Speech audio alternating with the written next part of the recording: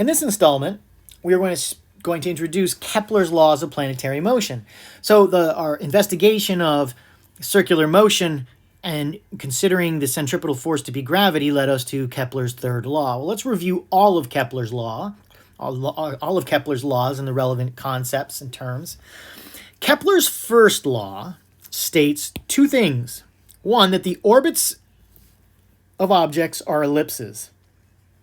All the planets have elliptical orbits. And that the sun is at one focus. So those are the two attributes of Kepler's laws of planetary motion. So let's next define a little more clearly what we mean by ellipses. Ellipses have several important components to them. There are two axes. The first of those is the major axis, which runs in the long direction. And there is a minor axis that runs in the shorter direction. Now, of course, in a circle, those two axes, the major axis and the minor axis, would be the diameter and they'd be equal to each other. But in an ellipse, they're not equal to each other, and that's what makes them different from each other. So that's what major and minor axes are. Well, what semi-major and semi-minor axes just comes right to the root of the word semi. And semi means half. So the semi-major axis would be from the vertex to the center. That's the semi-major.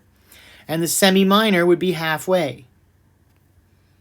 So it's just taking the major axis, dividing it in half, and the minor, and dividing it in half.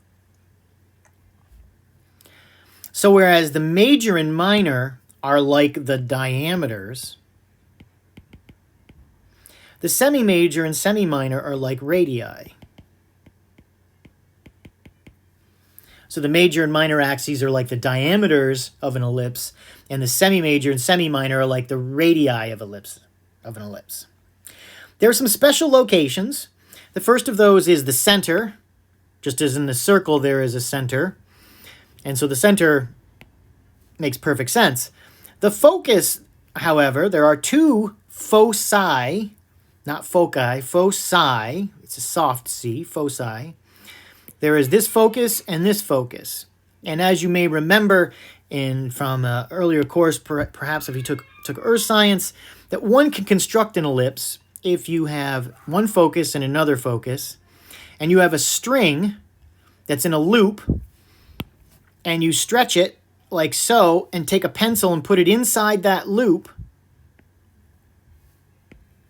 it will form a triangle. And as you try to move that pencil, you'll be forced to draw out an ellipse.